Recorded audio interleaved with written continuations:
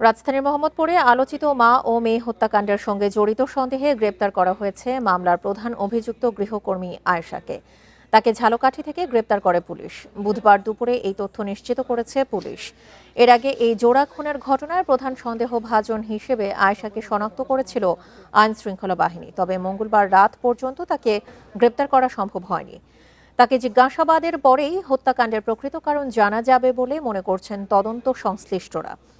সোমবার সকালে রাজধানীর মোহাম্মদপুরের শাহজাহান রোডে একটি ১৪ তলা ভবনের ৭ম তলায় লায়লা আফরোজ ও তার মেয়ে নাফিসা লাওয়াল বিনতে আজিয়াকে ছুরিকাঘাতে নির্মমভাবে হত্যা করা হয়।